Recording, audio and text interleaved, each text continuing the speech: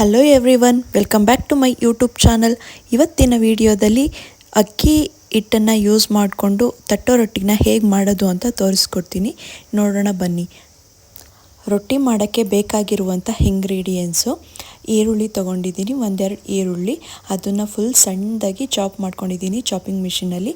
ಮತ್ತು ಈರುಳ್ಳಿ ಚಾಪ್ ಮಾಡಬೇಕಾದ್ರೆ ಅದರೊಳಗಡೆ ಒಂದು 4 ಮೆಣಸಿನ್ಕಾಯಿನೂ ಕೂಡ ಹಾಕ್ಕೊಂಡು ಚಾಪ್ ಮಾಡ್ಕೊಂಡಿದ್ದೀನಿ. ನೆಕ್ಸ್ಟು ಸಬ್ಬಕ್ಕಿ ಸೊಪ್ಪು ಮತ್ತು ಕ್ಯಾರೆಟು ತುರ್ಕೊಂಡು ಇಟ್ಕೊಂಡಿದ್ದೀನಿ. ಮತ್ತು ಸಬ್ಬಕ್ಕಿ ಸೊಪ್ಪನ್ನ ಸಣ್ಣದಾಗಿ ಕಟ್ ಮಾಡಿ ಇಟ್ಕೊಂಡಿದ್ದೀನಿ. ಅದಕ್ಕೆ ನಾನು 1 ಟೇಬಲ್ ಸ್ಪೂನ್ ಆಗೋಷ್ಟು ಜೀರಿಗೆನೂ ಕೂಡ ಹಾಕ್ಕೊಂಡಿದ್ದೀನಿ. ನೆಕ್ಸ್ಟ್ ಇದಕ್ಕೆ ರುಚಿಗೆ ಎಷ್ಟು ಉಪ್ಪು ಬೇಕೋ ಅಷ್ಟನ್ನು ಉಪ್ಪಿನ ಪುಡಿನ ಸೇರಿಸ್ಕೊತಾ ಇದ್ದೀನಿ. ನೆಕ್ಸ್ಟ್ ಇವಾಗ ಇದಕ್ಕೆ ನಾನು ಅಕ್ಕಿ ಹಿಟ್ಟನ್ನು ಹಾಕೋತಾ ಇದ್ದೀನಿ. ಅಕ್ಕಿ ಹಿಟ್ಟು ಎಲ್ಲರ ಮನೆಯಲ್ಲೂ ಇರುತ್ತಲ್ಲ, ಅಕ್ಕಿನ ಮಿಲ್ ಮಾಡಿಸಿ ಇಟ್ಕೊಂಡಿರ್ತಾರಲ್ಲ ಹಿಟ್ಟು, ಅದನ್ನೇ ತೊಗೊಂಡಿರೋದು ನಾನು. ಬರೀ ಅಕ್ಕಿ ಹಿಟ್ಟು ಇದು. ನಿಮಗೆ ಎಷ್ಟು ಕ್ವಾಂಟಿಟಿ ಬೇಕೋ ಅಷ್ಟನ್ನು ಹಿಟ್ಟನ್ನು ಹಾಕ್ಕೊಳ್ಳಿ. ನೆಕ್ಸ್ಟ್ ಇದಕ್ಕೆ ನಾನು ಗೋಧಿ ಹಿಟ್ಟನ್ನು ಕೂಡ ಹಾಕೋತೀನಿ. ನಾನು 1 ಬೌಲು ಅಕ್ಕಿ ಹಿಟ್ಟು ಹಾಕ್ಕೊಂಡ್ರೆ 1/2 ಬೌಲು ಗೋಧಿ ಹಿಟ್ಟನ್ನು ಹಾಕೋತೀನಿ.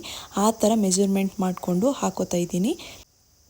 ನೀವು ಅಕ್ಕಿ ಹಿಟ್ಟನ್ನು ಎಷ್ಟು ಹಾಕೋತೀರಾ ಅದ್ರ ಅರ್ಧದಷ್ಟು ಗೋಧಿ ಹಿಟ್ಟನ್ನು ಹಾಕ್ಕೊಳ್ಳಿ. ನೆಕ್ಸ್ಟ್ ಇದಕ್ಕೆ ಗೋಧಿ ಹಿಟ್ಟನ್ನು ಸೇರಿಸ್ಕೊತಾ ಇದ್ದೀನಿ. ನೋಡಿ ಇವಾಗ ಸಬ್ಬಕ್ಕಿ ಸೊಪ್ಪು, ಕ್ಯಾರೆಟು ಈ ಥರ ಯಾರೂ ತಿನ್ನೋದಕ್ಕೆ ಇಷ್ಟನೇ ಪಡೋದಿಲ್ಲ.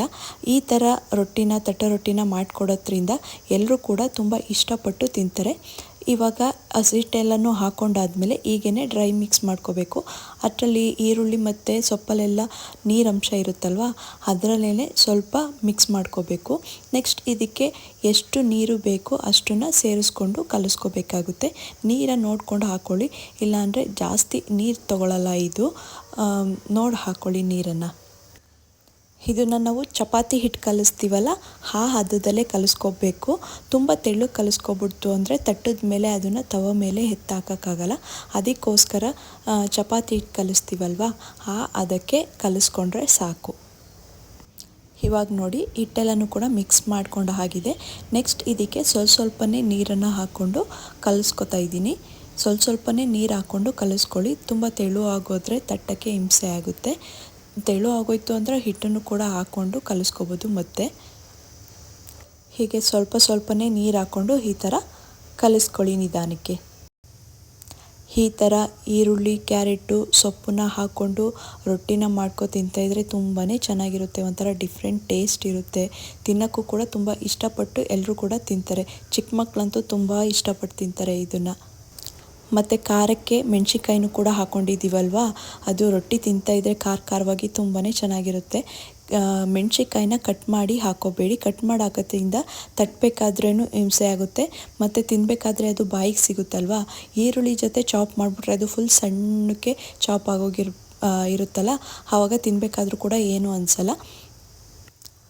ನೋಡಿ ಈ ಥರ ತೋರಿಸ್ಕೊಡ್ತಾ ಇದ್ದೀನಲ್ಲ, ಈ ಥರ ನಿಧಾನಕ್ಕೆ ಸ್ವಲ್ಪನೇ ನೀರು ಹಾಕ್ಕೊಂಡು ಕಲಿಸ್ಕೊಳ್ಳಿ. ನೋಡಿ ಇವಾಗ ನಾನು ಕಲಸೋದಕ್ಕೆ ಎಣ್ಣೆನೂ ಕೂಡ ಹಾಕಿಲ್ಲ, ಏನಿಲ್ಲ, ಬರೀ ನೀರಲ್ಲೇ ನೀಟಾಗಿ ಮಿತ್ಕೊಂಡು ಕಲಿಸ್ಕೊತಾ ಇದ್ದೀನಿ. ಕೈಗೂ ಕೂಡ ಅಂಟಿಲ್ಲ. ಲಾಸ್ಟಲ್ಲಿ ಒಂದು ಫ್ಯೂ ಡ್ರಾಪ್ಸು ಎಣ್ಣೆನ ಕೈಗೆ ಹಾಕ್ಕೊಂಡು ಮಿದ್ದಿಟ್ರೆ ಸಾಕು. ಇವಾಗ ನೋಡಿ ರೊಟ್ಟಿ ಮಾಡೋದಕ್ಕೆ ಹಿಟ್ಟು ಕಲಸಿ ರೆಡಿಯಾಗಿದೆ.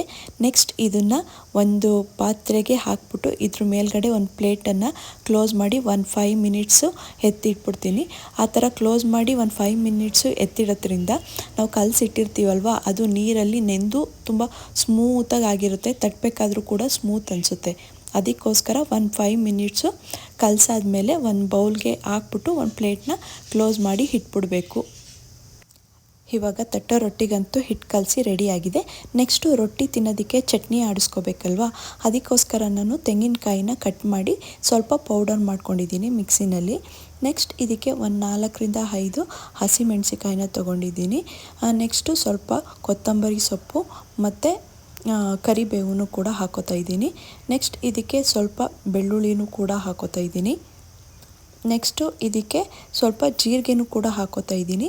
ಜೀರಿಗೆ ಆಪ್ಷನಲ್ಲು, ಬೇಕು ಅಂದರೆ ಹಾಕ್ಕೊಳ್ಳಿ, ಇಲ್ಲ ಅಂದರೆ ಬೇಡ. ರುಚಿಗೆ ಸ್ವಲ್ಪ ಉಪ್ಪನ್ನು ಕೂಡ ಹಾಕೋತಾ ಇದ್ದೀನಿ. ನೆಕ್ಸ್ಟ್ ಇದಕ್ಕೆ ಹುರ್ಗಡ್ಲೆ ಹಾಕೋತಾ ಇದ್ದೀನಿ.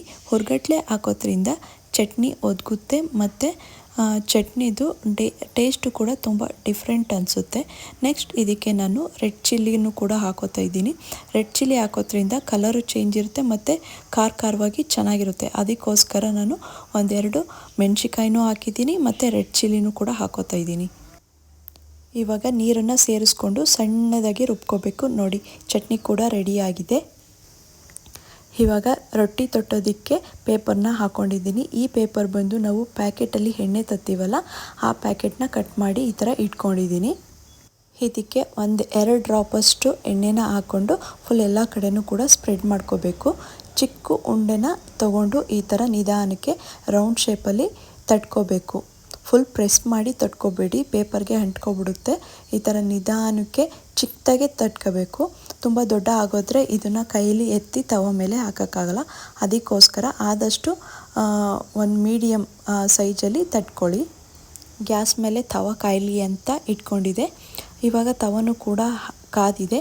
ನೆಕ್ಸ್ಟ್ ಇದಕ್ಕೆ ನಾನು ತಟ್ಟಿರುವಂತಹ ರೊಟ್ಟಿನ ಹಾಕೋತಾ ಇದ್ದೀನಿ. ನೋಡಿ, ತಟ್ಟಿರುವಂತಹ ರೊಟ್ಟಿ ಎಲ್ಲೂ ಕೂಡ ಕಿತ್ತೋಗಿಲ್ಲ, ನೀಟಾಗಿ ಬಂದಿದೆ. ಈ ಥರ ನಿಧಾನಕ್ಕೆ ಪ್ರೆಸ್ ಮಾಡದೆ ನಿಧಾನಕ್ಕೆ ತಟ್ಕೊಂಡು ಚಿಕ್ಕದಾಗೆ ಸ್ಟಾರ್ಟಿಂಗ್ ಮಾಡಬೇಕಾದ್ರೆ ಆದಷ್ಟು ಚಿಕ್ಕದಾಗೆ ರೊಟ್ಟಿನ ತಟ್ಕೊಳ್ಳಿ.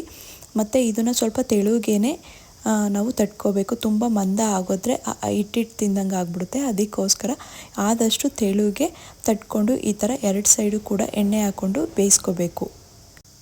ಆದಷ್ಟು ಗ್ಯಾಸ್ನ ಲೋ ಫ್ಲೇಮ್ ಇಟ್ಕೊಂಡು ರೊಟ್ಟಿನ ಬೇಯಿಸ್ಕೊಳ್ಳಿ. ಆವಾಗ ಎಲ್ಲ ಕಡೆನೂ ಕೂಡ ಚೆನ್ನಾಗಿ ಬೆಂದಿರುತ್ತೆ. ಮತ್ತು ಈ ರೊಟ್ಟಿಗೆ ಕಾಂಬಿನೇಷನ್ ಆಗಿ ಚಟ್ನಿ ಮತ್ತು ತುಪ್ಪನೇ ಚೆನ್ನಾಗಿರುತ್ತೆ. ಬೇರೆ ನಾವು ತರಕಾರಿ ಗೊಜ್ಜು ಅಥವಾ ಪಲ್ಯ ಮಾಡ್ಕೊಂಡು ತಿಂತೀವಿ ಅಂದರೆ ಅಷ್ಟು ಚೆನ್ನಾಗಿರಲ್ಲ. ಚಟ್ನಿನೇ ಮಾಡಿಕೊಂಡು ತಿನ್ನಿ. ನೋಡಿದ್ರಲ್ಲ, ತಟ್ಟೋ ರೊಟ್ಟಿನ ಎಷ್ಟು ಈಸಿಯಾಗಿ ಸಿಂಪಲ್ಲಾಗಿ ಹೆಲ್ದಿಯಾಗಿ ಮನೆಯಲ್ಲೇ ಮಾಡ್ಕೋಬೋದು ಅಂತ. ಈ ರೆಸಿಪಿ ನಿಮಗೂ ಕೂಡ ಇಷ್ಟ ಆಗಿದ್ದರೆ ನೀವು ಒಂದು ಸಲ ಮನೆಯಲ್ಲಿ ಟ್ರೈ ಮಾಡಿ ನೋಡಿ. Thank you.